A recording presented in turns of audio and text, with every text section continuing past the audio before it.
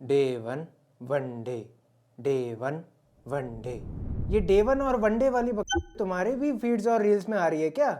मैं भी ऐसी रील्स बनाना चाह रहा था, लेकिन हमारा अभी वनडे आया नहीं है। खैर, लेकिन अगर मान लो आज ही मेरा डे वन होता है इस कंटेंट क्रिएशन की जर्नी में और मुझे पहले ही दिन पता चलता कि मेरे अकाउंट का बैलेंस इतना है और मुझे इतना करना है, तो मैं क्या करता? और इसे ही आज हम प्रैक्टिकली और लॉजिकली समझेंगे और देखेंगे, क्योंकि 2025 में हमारा भी डे वन है 1 मिलियन माइलस्टोन कंप्लीट करने का। और अगर मान लो हमने जर्नी शुरू कर भी दी तो उसको ऑटोमेट कैसे किया जाए, क्योंकि 2025 की थीम जो होने वाली है वो ऑटोमेशन होने वाली है। बहुत से क्रिएटर्स आपको ऑटोमेट करते हुए नजर आएंगे, जिससे हमारा अकाउंट बैलेंस बिना काम किए भी बैलेंस में रहे। और उसके बाद कंपाउंडिंग मेथड और थोड़े से इकोनॉमिक्स के रूल्स लगा के हम अपनी इनकम को कैसे ग्रो कर सकते हैं एज एन कंटेंट क्रिएटर।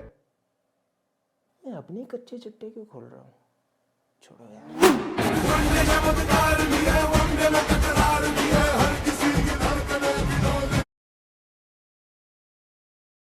अब अगर तुम टाइटल में डे वन पढ़ के आए हो तो पहले ये समझो कि डे वन से कोई अर्निंग कैसे करेगा। डे वन का यहाँ मतलब है कि पिछले दिन जो बीते हैं सीखने में, वो आगे का जो पहला दिन होगा वो आपका डे वन होता है। मिस्टर बीस्ट का ये वीडियो देखो। If you knew what I knew, you could get 10 million subscribers within 6 months. जहाँ वो कह रहे हैं कि अगर मैं आज से भी शुरू करूँ तो मुझे पता है कि मुझे क्या करना है और आज के दिन में ही मैं 1 मिलियन सब्सक्राइबर्स तक क्रॉस कर दूंगा। अबे 10 मिलियन बोल रहा है वो 6 महीने में। तो आपका जो डे वन होता है वो डिपेंड करता है कि आपकी प्रीवियस एक्सपीरियंस और स्किल लेवल कितना है। हो सकता है कि आप पिछले 15 दिन के एक्सपीरियंस के बेसिस पे कल से ही अपना डे वन शुरू कर दे, लेकिन तुम्हें नहीं लगता 40 और 60 दिन वाला तुमसे आगे होगा? अब ये चीज आप सकलेन खान से भी पूछ सकते हैं। इनका पहला ही वीडियो ने बहुत अच्छी परफॉर्मेंस दी, लेकिन उनकी इस एक वीडियो के चलते उनके 4 साल के पीछे का रगड़ा भी था। तो यानी 4 साल का एक्सपीरियंस और स्किल लेवल उन्होंने पहली वीडियो में इस्तेमाल किया।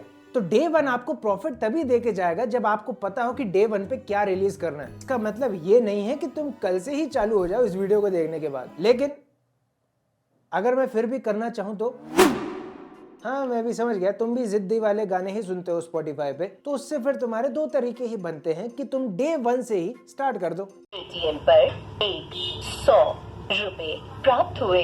या तो तुम्हारा प्रोडक्ट अपना हो लेकिन प्लेटफॉर्म किसी और का हो, या प्लेटफॉर्म भी अपना हो और प्रोडक्ट भी अपना हो। यहाँ प्रोडक्ट से मेरा मतलब है कंटेंट। अब इन दोनों ही कैटेगरीज में आप डे वन से अर्न स्टार्ट कर सकते हैं, लेकिन उसके मेथड्स अलग अलग होते हैं। अब फॉर एग्जांपल ये 2 मेथड्स यहाँ पर बहुत इंपॉर्टेंट बन जाते हैं, यूजीसी और टीएफएम मेथड। तो सबसे पहले हम यूजीसी मेथड को समझते हैं, जो इनिशियली आज सबसे ज्यादा क्रिएटर्स इस्तेमाल कर रहे हैं। यूजीसी यानी यूजर जनरेटेड कंटेंट। आप अपना कंटेंट तो बनाते हैं लेकिन अपने प्लेटफॉर्म पे नहीं डालते। आप किसी ब्रांड या किसी चैनल के लिए बनाते हैं और वो अपने प्लेटफॉर्म पे उसे डालता है और उसके बेसिस पे वो आपको कुछ रेवेन्यू देता है। और आपको पता है ये चीज इंडिया में कौन कौन कर रहा है? Varun Maya, labour law advisors, tech burner, ये सभी यूजीसी का भी इस्तेमाल करते हैं। अब फॉर एग्जाम्पल वरुण माया आप हेड मान सकते हैं, और उस हेड के अंदर उनके इतने चैनल्स आते हैं जिनके होस्ट भी अलग हैं और कंटेंट क्रिएटर्स भी अलग हैं। यानी एक स्पेसिफिक एक्सपर्ट को ही एक चैनल रन करने को दे दिया है। लेकिन हम ये भी समझते हैं कि ये सब एक ही ट्री के ब्रांचेस हैं। वहीं अगर हम लेबर लॉ एडवाइजर्स को देखें तो उनका एआई चैनल भी है, लेकिन उसको रन करते हैं ये इंसान, जो कि अल्टीमेटली लेबर लॉ एडवाइजर्स के अंदर ही एक चैनल आ जाता है। लेकिन एक एक्सपर्ट के पर्सपेक्टिव से ही वो वहाँ कंटेंट क्रिएट करते हैं, अपनी नॉलेज शेयर करते हैं, लेकिन ब्रांड वैल्यू वहाँ पर एलएलए की भी आ जाती है। यही सेम चीज हमें टेक बर्नर के बर्नर बाइट्स में भी देखने को मिलती है, जहाँ वो कंटेंट तो अपना क्रिएट कर रहे हैं लेकिन ऑफिस यूज किसी और का कर रहे हैं। यहाँ पर उस एक्सपीरियंस, उस टैलेंट और उस स्किल लेवल को एक प्लेटफॉर्म प्रोवाइड किया जा रहा है ताकि वो अपनी नॉलेज शेयर करे। इसके कुछ फायदे भी हैं, आपको इनिशियल ऑडियंस मिल जाती है और दूसरा आपका पर्सनल ब्रांड बनता है, क्योंकि आप ऑलरेडी एक ब्रांड से कनेक्टेड है। हाँ, एक और बात जरूर ध्यान रखने की जरूरत है कि इस चीज को 2 तरीकों से किया जा सकता है। पहला जो मैंने अभी आपको बताया, और दूसरा किसी ब्रांड के लिए ही अपना कंटेंट बनाना लेकिन प्रोडक्ट उसका ही हो। नेटफ्लिक्स का एग्जांपल भी आप ले सकते हैं। वो क्रिएटर्स के साथ स्पेसिफिकली कोलैब करते हैं ताकि कंटेंट क्रिएट तो वो अपना करें, लेकिन वो डालें हमारे चैनल पे हमारे प्रोडक्ट के हिसाब से और बताएं लोगों को। हाँ, अब तुम ये मत समझ लेना कि चलो मैं कल से ही स्टार्ट कर देता हूँ। इसमें कुछ दिक्कतें भी होती है। पहला, क्रिएटर या कोई ब्रांड आपको क्यों ही प्लेटफॉर्म देगा? आप में क्या ऐसा खास है भाई, वो बताओ लोगों को पहले, क्योंकि कोई स्ट्रेंजर के साथ इतनी जल्दी काम नहीं करना चाहता। आपको घसीटा फिर भी लगाना पड़ेगा और लॉन्ग टर्म में हो सकता है मे बी आप एक शैडो बन के ही रह जाएं, यानी जिस चीज की आपको तलाश होगी वो शायद ना मिल पाए।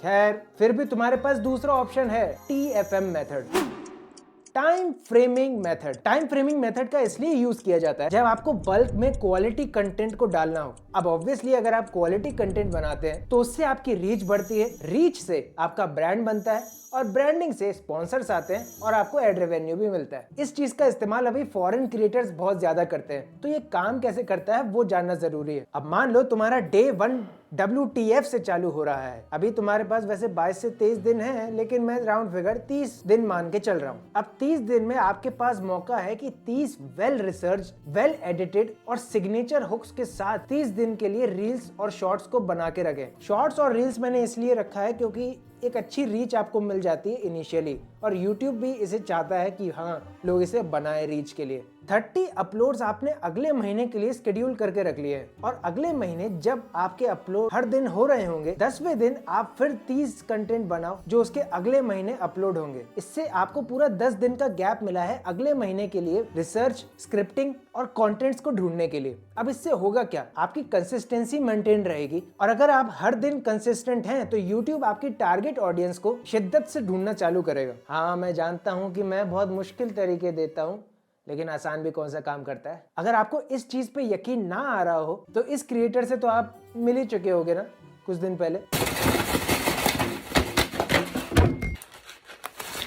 इन्होंने 1 साल का कंटेंट ऑलरेडी बिल्ड करके रखा हुआ था, लोगों को बेवकूफ बना के रखा हुआ था कि मैं तो मोटा हूं, मैं तो खाता रहता हूं, और उसके लिए उन्हें ट्रोलिंग भी मिली। और एक दिन अचानक वो आते हैं और कहते हैं मैं तो तुम्हें बेवकूफ बना रहा था, मैं तो अपना वजन कम करने गया था, वो तो मैंने पूरा डॉक्यूमेंट करके रख लिया था और उसे अपलोडिंग पे लगा दिया था। इसके अलावा मंकी मैजिक ने भी अपने 100 डेज सीरीज को चालू किया था, और वहां से 2 दिन के लिए मैं पूरी दुनिया का फास्टेस्ट ग्रोइंग यूट्यूबर बन गया था।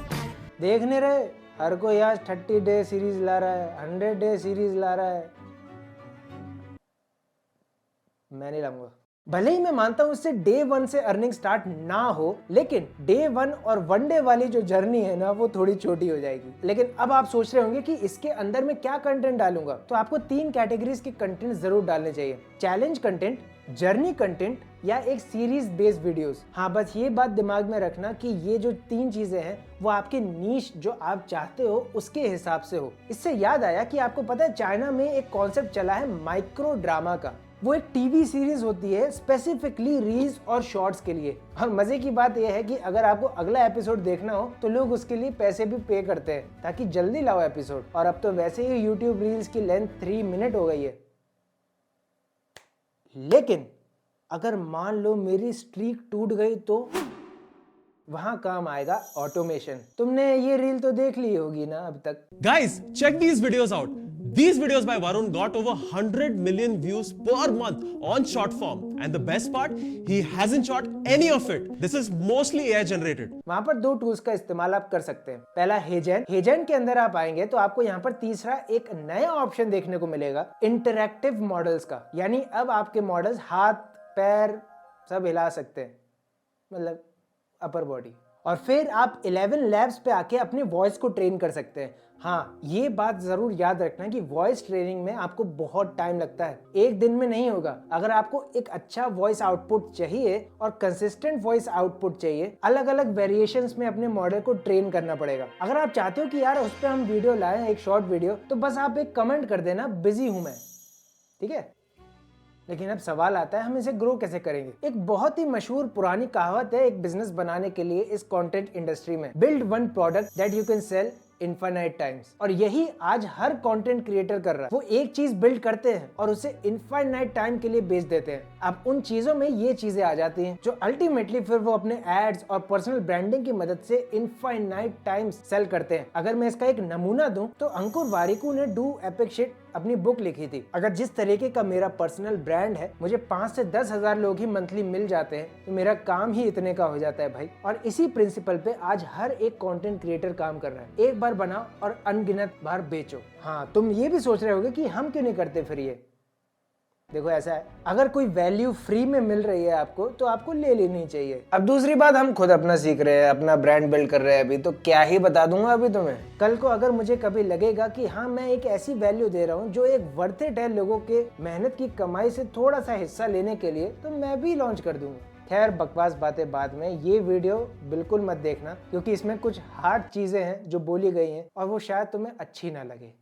ठीक है, मैं मिलता हूँ आपको अगली वीडियो में, तब तक के लिए बी बिजी।